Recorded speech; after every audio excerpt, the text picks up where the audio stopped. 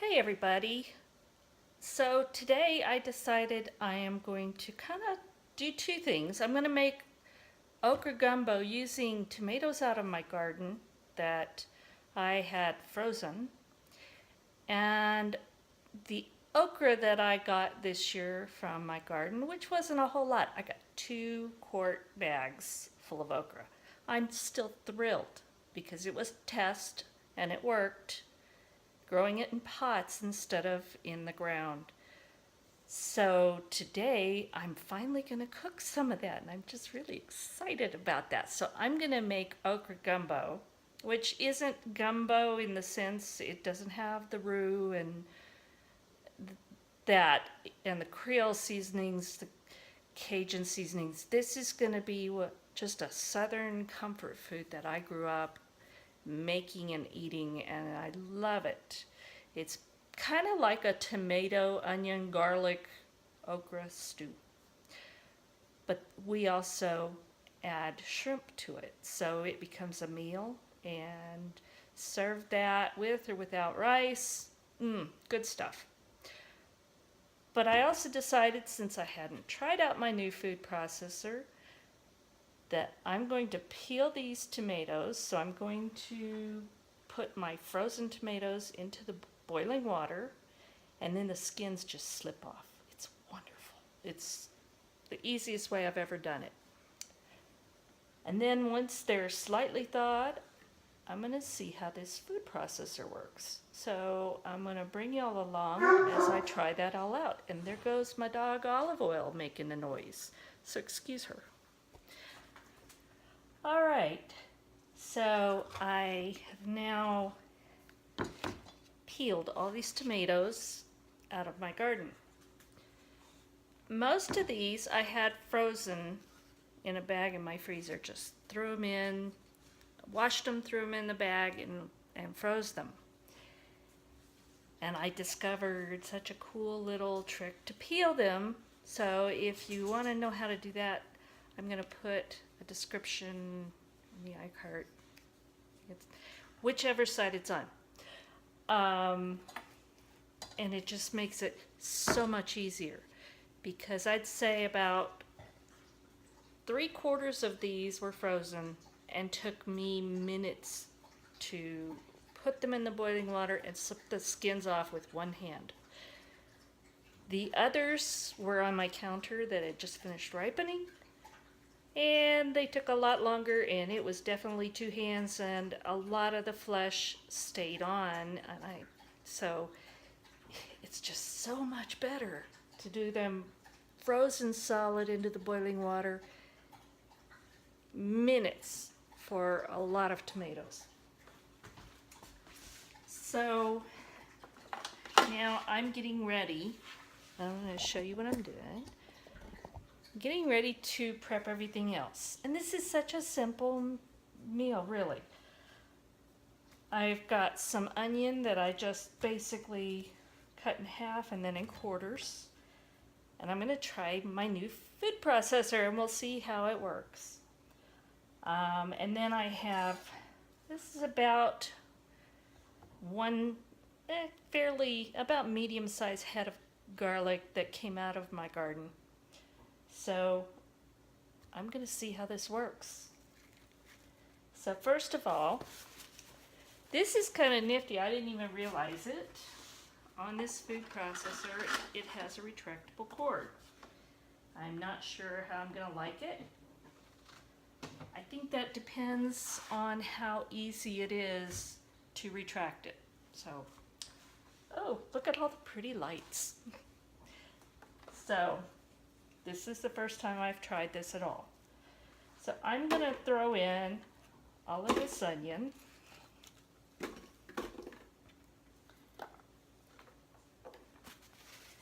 Get the lid on.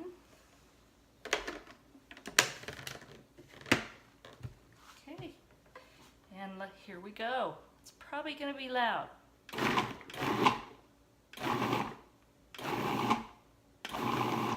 Actually, that's not very loud. I'm really lost. Okay.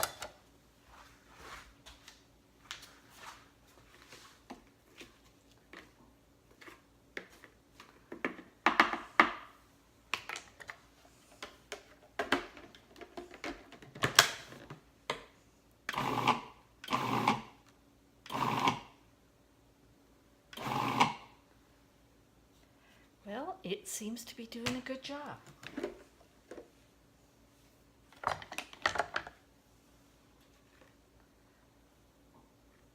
And this does not have to be perfect for this dish, so I'd say that works. So now I'm just going to throw this garlic in there with it.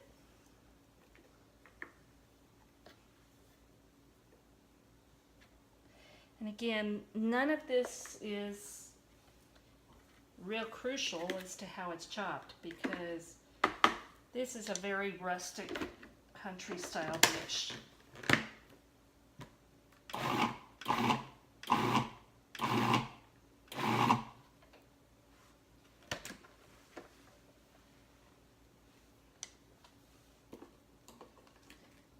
That needs a little bit more.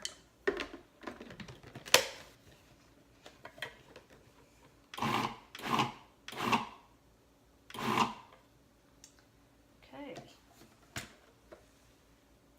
I would say that this is done.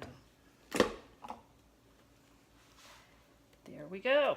Here's one chunk of garlic that didn't quite get all the way. But you know what? I'm not even going to worry about that. So now I'm going to go over, and these are just going to get lightly sauteed, just enough to start cooking them and get fragrant. I don't need it fully translucent. I'm just going to basically get it started. And then once I get that in there, I'm going to put these tomatoes in the food processor and just let them get a rough chop, because then they are going to go right in after this. So let me go get this started. Alright, so I've got my pan heating, and I'm going to put in some extra virgin olive oil. Well, pretty much enough to cover the bottom of the pan.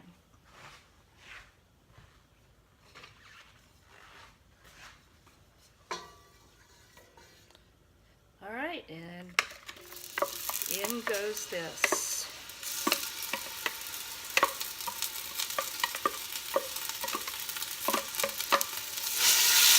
And I'm going to turn this down so that I can get the tomatoes going.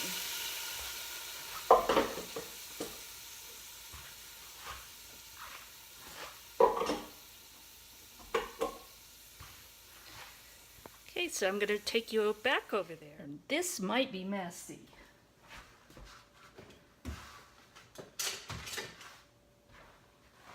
I think I'm going to spoon them in at first, because there's a lot of juice here.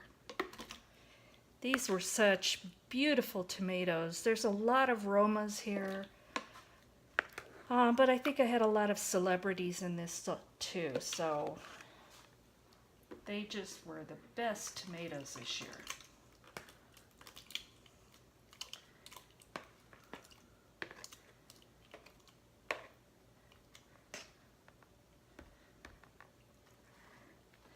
This is a 14-cup bowl. I don't think I want to fill it this first try. So let's give it a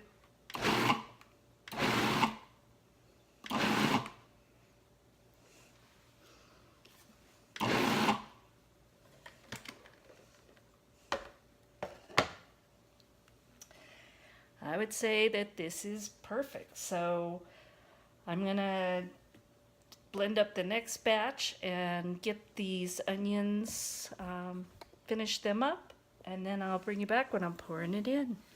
All right, these onions are just starting to smell amazing with the garlic. So I'm gonna pour in the first batch of tomatoes.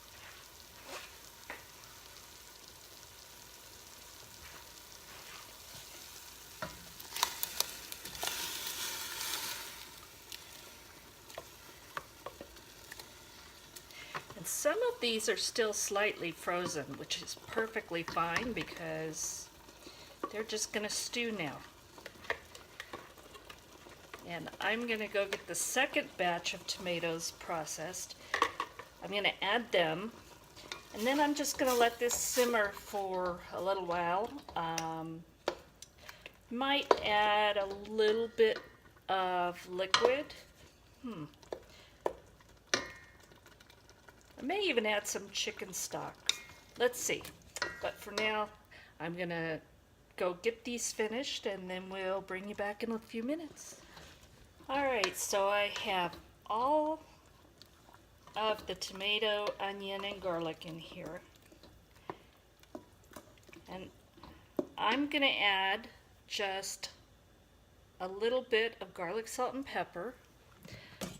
And I'm going to let this simmer for a little bit. I don't think I need any broth because these tomatoes are releasing their juice. So I don't think that's necessary. This is my favorite garlic salt. This comes out of San Antonio. This is what I have used all my life. That's a long time. And I'm going to add freshly ground black pepper.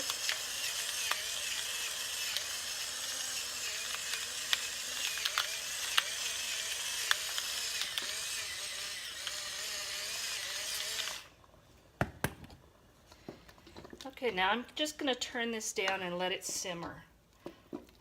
I just want the tomatoes to get totally heated up and release all that juice.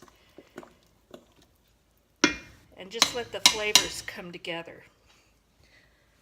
So I'm going to go get the okra out and start getting that ready. Alright, so here's the okra. This is one of the quart bags that I had filled that came out of my garden. And all I'm going to do this is I'm going to cut it in slices. You don't have to. You can throw it in there whole if you like it like that. We like it cut in slices, about 1/2 inch. So that's what I'm going to do, is just go through and cut all of these. And the key to okra, if you've never had it or cooked it, you really want it to be picked young and tender. You do not want to let it get too big, because then it gets tough and stringy, very fibrous. So I always like to pick them small, and I don't mind that I don't get as many, not as many, that I don't get as much, because they're so good and so tender. And if you're not familiar with okra, it's got like little, I don't know, pods in there, and then the seeds are inside. A lot of people, either they love it or they hate it. And I think a lot of that is how it's cooked. Because if you just boil this in water, it gets slimy, and I don't care for it that way. I'll eat it, but it's not my favorite way. And I'm just cutting off the stem end of these. But if you put it in something like this tomato stew, it ends up thickening the dish, and you don't notice the slime that you would if it were cooked differently. I also love it fried. Oh my gosh, fried with cornmeal. Ooh, yes. That's a favorite. So I'm just going to go through, cut all these up. And these were red okra, which I've never even had, so it's going to be interesting. But I'm going to get all of these cut up and get them ready to throw in the pot. So I'll bring you back when we get to that point. Well, I ended up cutting up about 1.5 of the quart bags. So, and that made about 4 cups of the chopped up okra after I took all the stems off and chopped them up. And this has just been simmering really low, and it's still got a ways to go, but I'm going to go ahead and add the okra in. The okra is probably going to take ½ hour, maybe a little more. And then once it's cooked and tender, then I'm going to be adding shrimp. So I'm going to put this in there.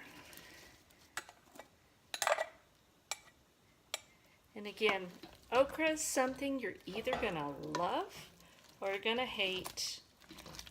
There's not too many people that are just indifferent, at least that I know of.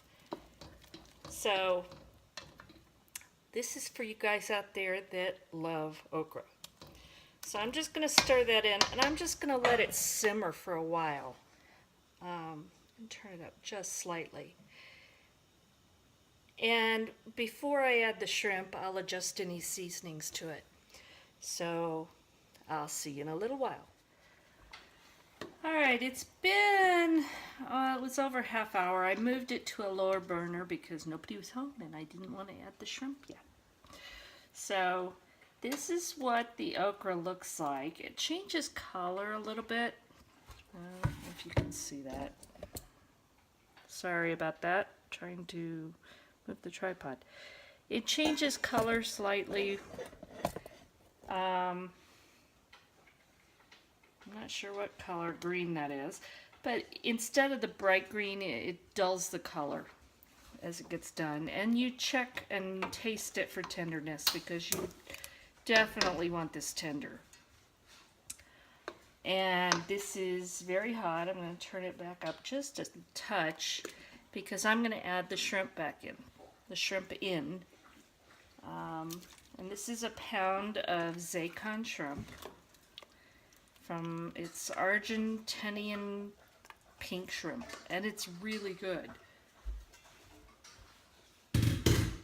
I've been buying this, I bought this several times from them, and it really is good tasting sweet shrimp, and it comes out of the Atlantic Ocean, which makes me feel good because I really am not a fan of anything coming out of the Pacific anymore. So I've added that in. And by the way, I'll have a link below if you are interested in Zaycon to see if they have it in your area. And there's things they have that I love and there's others that I don't get. But this shrimp is probably number one on my list, and the chicken thighs, they are amazing. I have an order on bacon right now, so we're going to see how that is.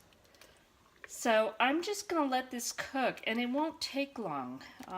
Shrimp does not take long at all, and you don't want to overcook it because rubbery shrimp is terrible. So we're going to let this cook for just a few minutes. And then when it's finished, I'm going to bring you back and serve up a bowl. And this is one of my favorites. See you in a minute. Alright, well this is ready. I added a few red pepper flakes because I wanted to spice it up a little. But you can add those or not. You could add some cayenne. You could add chipotle. You could add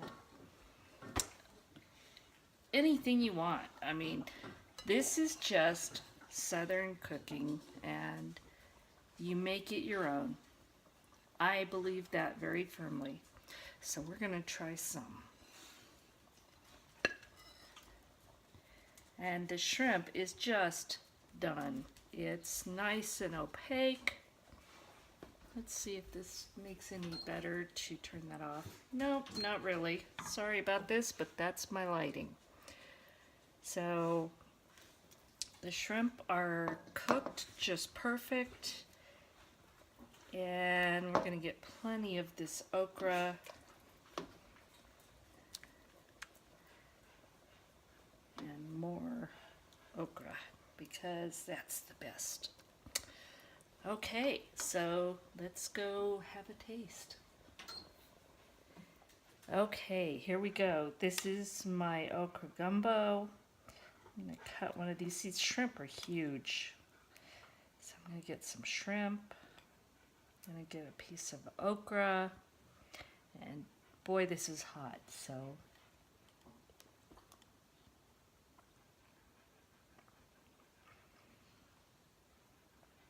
the okra is so tender.